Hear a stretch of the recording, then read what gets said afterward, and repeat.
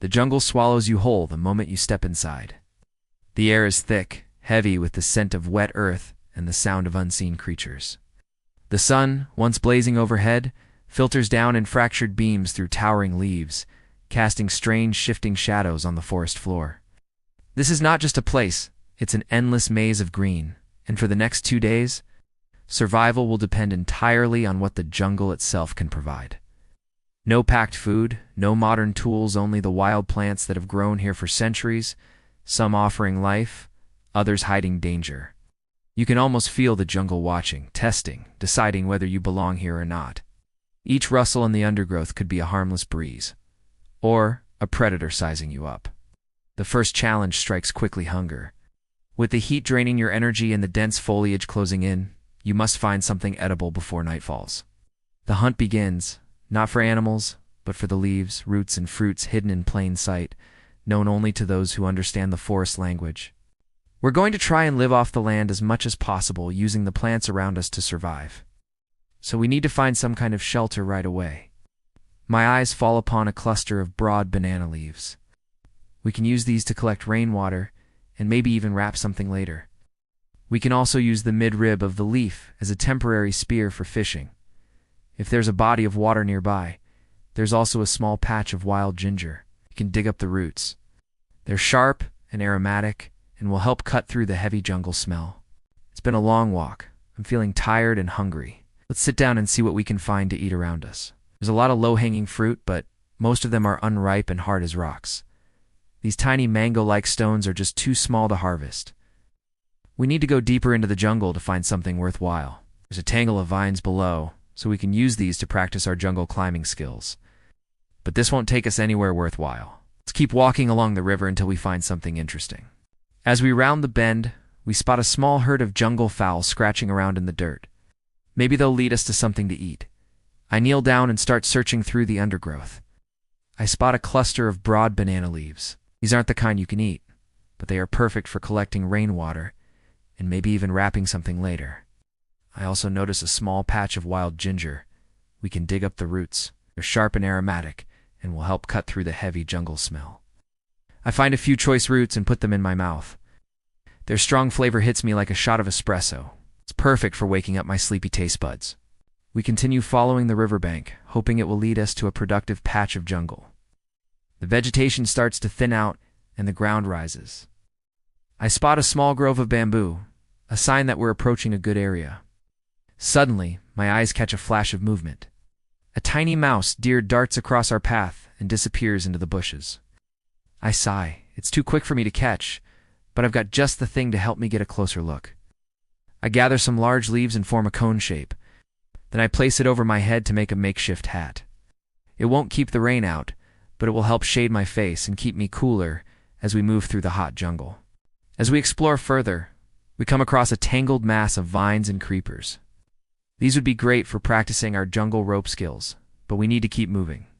The river has led us to a clearing, and on the far side, you can see tall trees with buttress roots that mark the edge of another large river. We carefully cross the debris field and begin exploring our new surroundings. The forest here is thick, and the canopy is so dense that only dim light reaches the forest floor. I hear a loud splash and look up to see a troop of monkeys leaping from branch to branch. In the distance, I see a patch of bright red berries growing on low-hanging branches. I know these are safe to eat because they're not growing near any roads or human settlements. The taste is sweet and slightly sour. It reminds me of a grape, but much more intense. I also notice a small stream nearby. We can use the power of the falling water to build a small watertight shelter. I gather some large leaves and form a cone shape. Then I place it over my head to make a makeshift hat. It won't keep the rain out, but it will help shade my face and keep me cooler as we move through the hot jungle. I also spot a small patch of mushrooms growing on the forest floor. These are a rare find and a potential source of protein, but we don't have a way to cook them, so we'll have to be careful. We carefully peel off the brown outer layer and chop them into small pieces.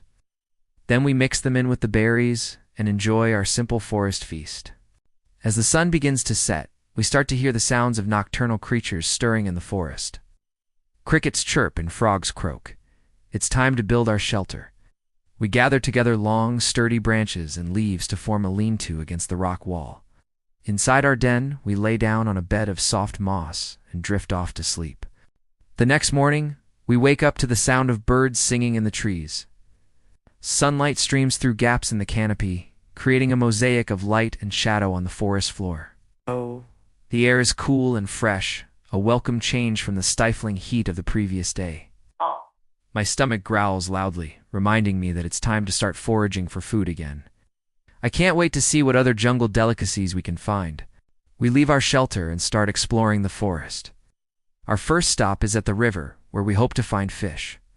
I cast my makeshift fishing net into the water and wait patiently for a bite. While I wait, I notice a patch of wild onions growing along the riverbank. I dig them up and add them to my bag.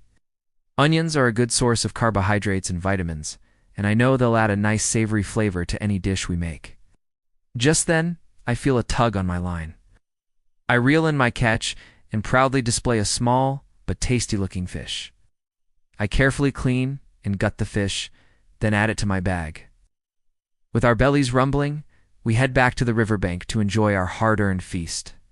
The fish tastes delicious, grilled over our small fire and paired with the pungent wild onions. It's the perfect jungle meal. With our hunger satiated, we set off deeper into the forest in search of more food and materials for our survival. As we walk, we keep our eyes peeled for anything we can use to our advantage. Suddenly, my gaze falls on a patch of bamboo. This is good news. Bamboo means water is nearby, and water is essential for our survival. We carefully peel off the tough outer skin and cut the bamboo into segments. Then we use a sharp rock to scrape out the soft inner part. The bamboo shoots taste crunchy and sweet like a cross between celery and asparagus. I can't believe how lucky we are to stumble upon this patch of bamboo. It's a true jungle treasure. But our luck doesn't stop there. As we continue our journey, we spot a small herd of deer grazing in a clearing. We hide behind a clump of trees and wait patiently for the right moment to strike. Just when I think the deer will notice us, one of them wanders off. I give the signal, and we carefully approach the unsuspecting animal. I raise my spear and bring it down, ending the deer's life quickly and cleanly. We drag the deer's body back to our shelter and use our sharpest knife to cut it open. The meat is a welcome addition to our diet and will keep us full and energized as we continue our journey. The days have passed quickly, and it's time for us to move on. We pack up our belongings and head deeper into the jungle. As we walk, we take one last look back at the river and the memories we've made there. It's been an incredible adventure, but we're excited to see what else the jungle has in store for us. Before long, we hear the sound of rushing water and push aside some thick vines to find a beautiful waterfall hidden in a secluded part of the forest. We spend the afternoon swimming in the cool water and relaxing in the peaceful surroundings. It's been a long journey, but we're grateful for every moment of it. We've learned so much about the jungle and ourselves, and we're excited to share our experiences with others. As the sun sets, we build a campfire and roast some of our leftover meat. The crackling fire and the taste of smoky barbecue fill us with a sense of satisfaction and warmth. We sit around the fire, sharing stories and laughing, feeling grateful for the incredible adventure we've shared together. But our time in the jungle has come to an end. With a mix of sadness and excitement, we pack up our things and head towards the sound of distant voices. As we emerge from the jungle, we're greeted by the smiling faces of our crew. We're overjoyed to be reunited with them and to hear their cheers of welcome. Our 2 days in the jungle have been an unforgettable experience, filled with challenges, discoveries, and a deep sense of connection with nature. We've learned that the jungle is a place of beauty, mystery, and resilience, and we're grateful for the opportunity to have explored it.